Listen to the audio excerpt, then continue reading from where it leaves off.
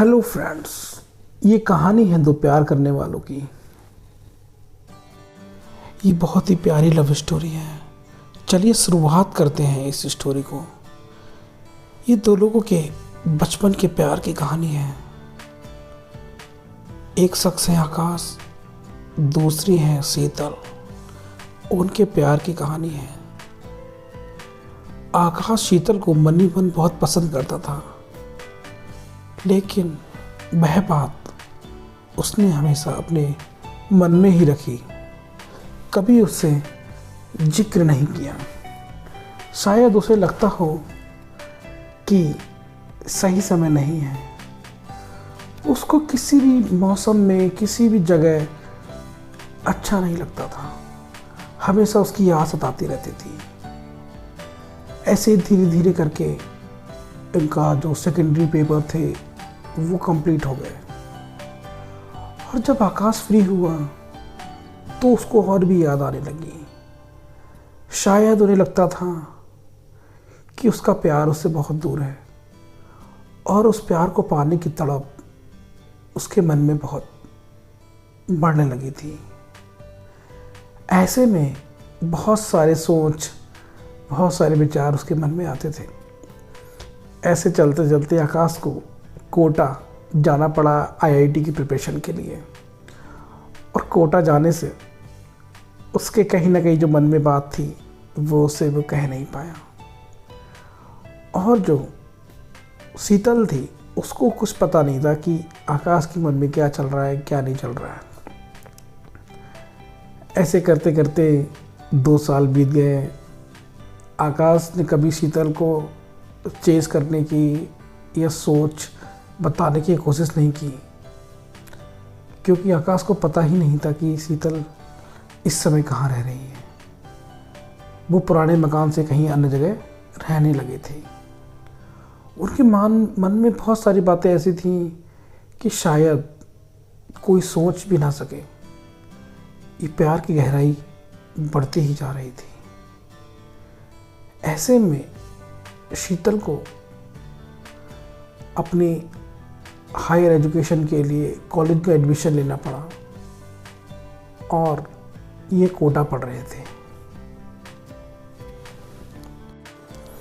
ऐसे में आकाश जब घर पर आते हैं लौट के, तो उनको लगता है कि अब शीतल को अपनी बात कहनी ही चाहिए, और वह ढूंढने लगते हैं शीतल इस टाइम कहाँ रह रही है। पूछना भी बड़ा मुश्किल है, टाइम भी बहुत हो गया है, और किससे बात करे किससे ना करे ये समझ नहीं आ रहा था।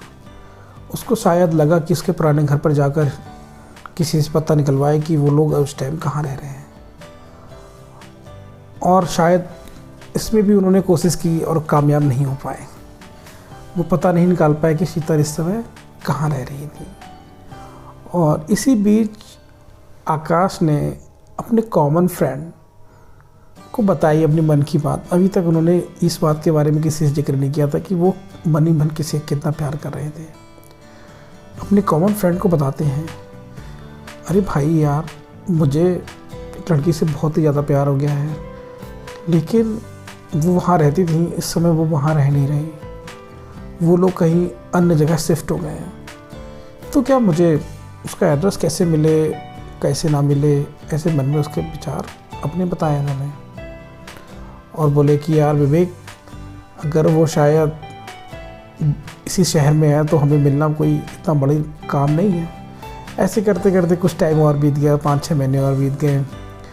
और अचानक एक कॉमन फ्रेंड थे उनकी जो सिस्टर थी, उन्होंने से उसे जिक्र किया कि क्या, अरे तुम उसे जानती हो क्या। ऐसे जिक्र किया कि ये विवेक ने जिक्र कर दिया आकृति को, क्या तुम जानती हो शीतल को। ऐसे ही एकदम मुंह से निकल गए बात, ऐसे बात कह दी उसने। कोई इंटेंशन नहीं था कि शायद वो जानती हो या नहीं जानती हो। और फिर आकृति बोलती है, हाँ मैं जानती तो हूँ, एक ऐसी लड़की मेरे क्लास में पढ़ती है, और जहाँ से तुम बता रहे हो उसी शहर से आई है वो, और शायद मे भी हो सकता है कि वो वही हो, लेकिन चलो मैं कल कॉलेज जाके उससे पूछूंगी। वो बोल रही थी कि चलो ठीक, वो विवेक बोला कि चलो ठीक है, बहुत अच्छी बात है, पूछ के बताना। अगले दिन जब वो पूछती है, वो दोनों उसके घर पे जाते हैं। और क्योंकि मैंने बताया ना कि वो जो आकृति थी हमारे जो विवेक जी थे उनके फ्रेंड की सिस्टर थी, तो घर पे उनके आना जाना था। तो घर पे आने जाने से उन्होंने पूछ लिया कि बताओ क्या हुआ। तो उन्होंने बोला कि हाँ वो जानती है तुम्हें, वो बोल रही थी कि मैं आकाश को जानती हूँ। तो ये सुन के आकाश के मन में लड्डू फूट गए। बोले कि वाह यार, ये तो बहुत अच्छी बात है, 4-5 साल का गैप हो गया है और वो मुझे अभी भी जानती है, तो ये तो काफ़ी बड़ी बात लगती है। तो ऐसे में सारी चीज़ें चलती रहीं सही सही, और उनके मन में ऐसे विचार आने लगे, अगर वो मुझे जानती है तो बहुत अच्छी बात है, और शायद मेरी बात अगर मैं रखूं तो शायद बात बन पाए। तो उन्होंने पूछा आकृति से कि और क्या कहा शीतल ने। तो वो बोली कि हाँ मैं जानती हूँ उसे, वो चश्मा लगाता था। और तो आकृति ने भी अपनी मन की बात शीतल से कही कि वो कह रहा था कि वो तुम्हें लाइक करता है। तो बोले कि अच्छा लाइक करता है। बोले ठीक है, अच्छा है, ऐसे बोल के बस उसने आकृति को जवाब दे दिया। अब शीतल के मन में क्या चल रहा था ये तो आकृति को भी नहीं पता था। अब बस आकृति को बता दिया, उसने सारी बातें बता दी, और आकृति ने विवेक और आकाश को बता दी। आकृति ने साफ बोल दिया आकाश को कि अब तुमको ही जाके बात करनी है, तुम जाके खुद बात करो, तुम्हें जो करना है जैसे करना है वैसे करो।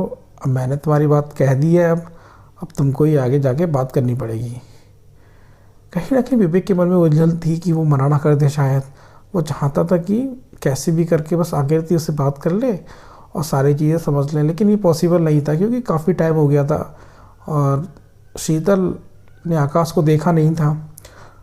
तो ऐसे में मुश्किल हो जाता था कि कैसे एक दूसरे के बातों को समझें, चीज़ों को समझें। तो मिलना तो ज़रूरी था, लेकिन कहीं ना कहीं विवेक डर रहे थे, और इस बात को लेकर भी कहीं मना ना कर दे हमारे फ्रेंड के लिए।